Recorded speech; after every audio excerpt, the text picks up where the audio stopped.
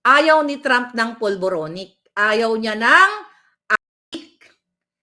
So naisip ko, lahat ng email ng Trump campaign, ng Trump, lahat-lahat kung sino hanggang sa apo-apuan ni Trump, I will send the pulboronic video and the authentication.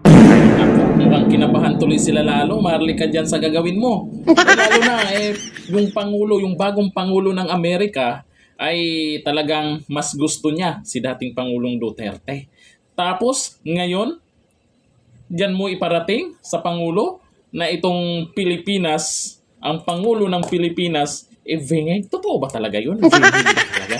Nangyari kasi, nung nilabas ni Maharlika itong pulburon video, sabi kakasuhan daw. Bakit hindi tinuloy? Kasi ang sabi ni Maharlika daw ay authenticated yung video. Puro lang pananakot pala yung ginawa kay Maharlika, hindi naman kinasuhan. Di ba? Tapos ngayon ito yung gagawin ni Maharlika. Nako, maraming mag-iiyakan. Ito, panoorin natin. Alam mo kung ano sabi sa akin ng lawyer na yon? Sabi niya, we have a problem. Sabi ko, what's the problem? Right now, sabi niya, ito yung pagkakaintindi ko sa sinabi niya sa layman's term. Sabi niya, ang Pilipinas ay hawak ni Biden at suportado ni Biden. Hawak sa liig dahil sa China issue. Sabi ko sa kanya, but I'm American. Sabi ko na gano'n, the government should protect me. Ganyan. I know, sabi niya na gano'n. You have to fight, sabi niya. Fight your own battle. Mag-fight ka sa korte, total nilalabanan mo naman. Pero yung mga kongresista na gusto mong kausapin dito, sabi niya, like mga Democrats, malabo yan. Sabi ko, bakit? Sabi ko, bakit malabo? Hindi yan gagalaw. Kasi, yun nga, mga aso ni Biden. At sabi niya, ang Amerika ngayon, ang laki ng pakinabang ng Amerika sa Pilipinas dahil nakipagsundo o nakikipagsundo sa EDCA na yan. So kaya nga ngayon, naisip-isip ka, okay. So this is projected winner na si Trump. Ayaw ni Trump ng pulboronic. Ayaw niya ng adik. So naisip ko, lahat ng email ng Trump campaign, ng Trump, lahat-lahat kung sino hanggang sa apo-apuan ni Trump, I will send the pulboronic video and the authentication. How about that? Ano? Ilagay natin. Isilyado natin para pagdating ng pag-upo niya sa January, tignan natin kung ano ang magagawa. For sure, baka mag-plastic-plastican sila Lisa Tanas. At yung si Bangag, baka magbati-bati. Congratulations, President-elect Trump. Lisa Tanas, ibibigay ko sa Trump campaign yung picture nila, Mitch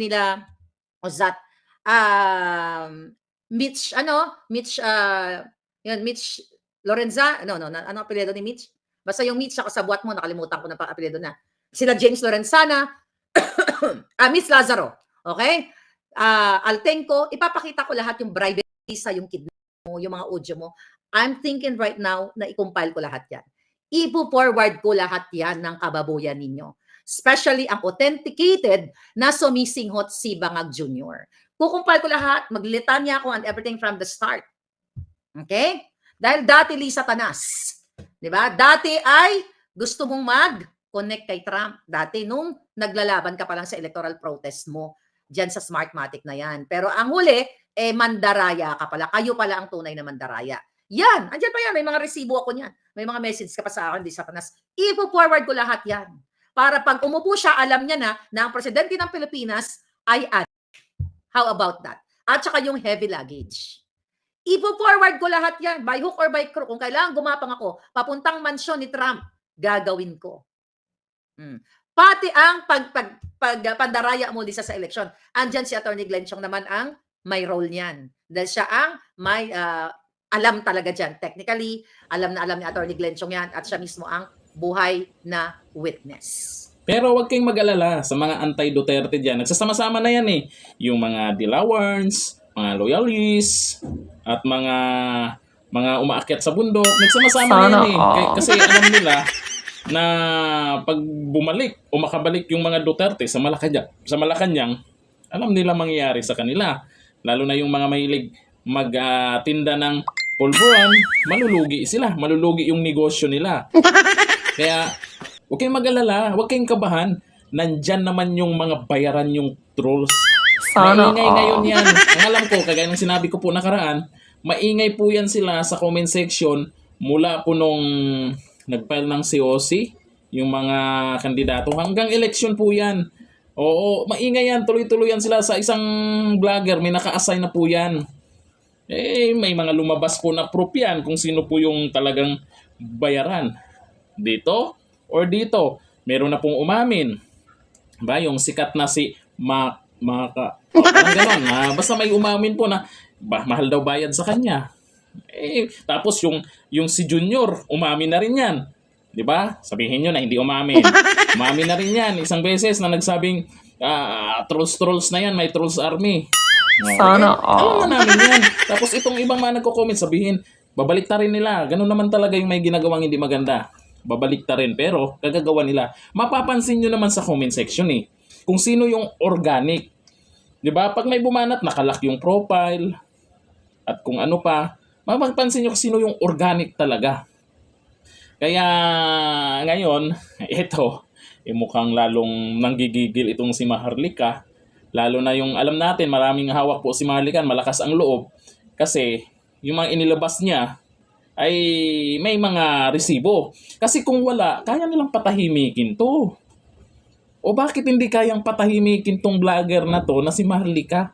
Araw-araw, every live, kung paiba-iba po yung yung mga inilabas, mga nangyari sa Malacanang, may mga papel pa. Ang pinakamatindi yung pulburon video na ang sabi, kakasuhan daw kasi hindi daw totoo. Bakit hindi? Bakit hindi? Ba't tahimik na sila ngayon? Pero si Maharlika hanggang ngayon tuloy pa rin na binabanggit yung video na yon. Yung titingnan natin, makikita nyo po kung sino po yung nagsasabi ng totoo. Sa kabila, nanahimik, hindi kinasuhan yung taong naglabas. Pero itong si Maharlika tuloy pa rin nagsasalita at authenticated daw. Saan pina-authenticated yung video? Sa Amerika mismo. Anong gagawin niya ngayon? Ipaparating kay President Trump. Huwag natin isipin na walang pakialam yung Amerika sa matagal nang nakikialam yung Amerika. Matagal na. Paano na yung ICC? Sasabihin nyo na naman, ay ganito, pakpak, ganun. Baka magiging, gaya ng sabi ko nakaraan, baka magiging anti-America na kayo. Baka magiging pro-China na kayo. Ay hindi, malabo yan. Kasi malamang, antay na kayo sa China, antay na kayo sa Russia, antay na kayo sa Amerika. Paano yan? Kung sino yung nakaupo, dapat yung kinakampiyan ng mga malalakas na bansa. Mukhang lumalabas, mukhang gusto pa rin nila si dating Pangulong Duterte. Bakit ayaw nila magtiwala sa isang Marcos? Bakit kaya? Ano sa tingin nyo? Comment tayo dyan. Hanggang dito na lang. Thank you. Bye-bye.